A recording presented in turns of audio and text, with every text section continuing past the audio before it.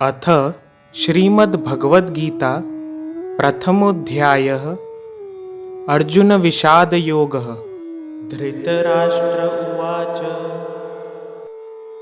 धर्मक्षेत्रे कुरुक्षेत्रे समवेतायुयुत्सवः मामका पांडवाश्चैव किम कुर्वत संजय।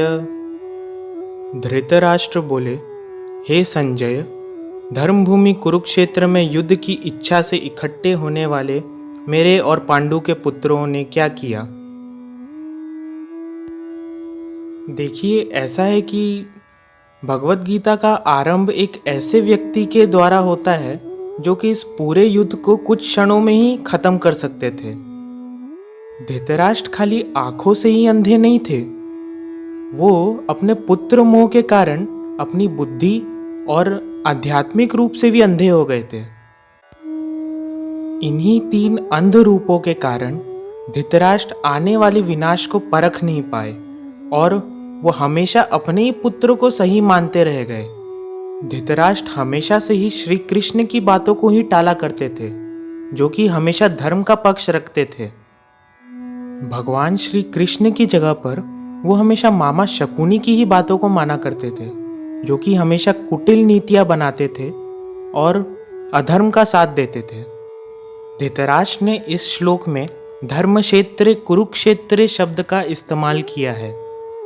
कुरुक्षेत्र को धर्मभूमि इसलिए कहा गया है क्योंकि यहाँ पर राजा कुरु ने तपस्या की थी और यहाँ पर देवताओं ने भी यज्ञ किया था, इसलिए यह भूमि एक तीर्थ भूमि भी बन गई थी। आगे समवेता युयुत्सवः, इसका अर्थ है युद्ध की इच्छा से इकट्ठा होने वाले। युद्ध कौन चाहता था? पांडव तो युद्ध नहीं चाहते थे, वो तो अपनी माता कुंती की आज्ञा से युद्ध करने के लिए तैयार हुए थे। जबकि युद्ध की इच्छा तो दुर्योधन की थी, क्योंकि उसी को अपने राज्य का लोभ था। पांडवों ने तो युद्ध को टालने के लिए हर संभव प्रयास किया था। यहाँ तक कि भगवान श्री कृष्ण ने भी दुर्योधन से पांडवों की तरफ से सिर्फ 5 गांवों की ही मांग की थी। इसके बावजूद भी दुर्योधन ने सिर्फ युद्ध को चुना। इसीलिए युद्ध की इच्छा से तो सिर्फ कौरव लड़ रहे थे, मगर पांडव धर्म की इच्छा से लड़ रहे थे। आगे मामका पांडवाश्चैव, इन 2 शब्दों में धृतराष्ट्र पक्षपात करते हुए पकड़े जाते हैं, क्योंकि पांडव और कौरव तो एक ही कुल से आते हैं। पांडव तो धृतराष्ट्र को अपना पिता समान मानते थे और वो उनकी हर आज्ञा का पालन भी करते थे। फिर भी मेरे और पांडुओं के पुत्रों, यहाँ पर ऐसे शब्दों का प्रयोग धृतराष्ट्र कर रहे हैं।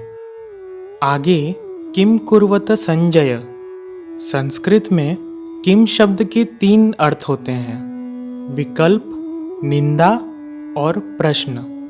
इस श्लोक में किम प्रश्न लेना ही है। किम कुरुवत संजय का यहाँ पर अर्थ है कि वो वहाँ क्या कर रहे हैं संजय, मुझे बताओ। जैसे दही बिलौते हैं तो उसमें हलचल पैदा होती है जिससे मक्खन निकलता है, ऐसे ही मामका और पांडवा के भेद से पैदा हुई हलचल से अर्जुन के मन में कल्याण की अभिलाषा जागृत हुई, जिससे भगवत गीता रूपी मक्खन निकला।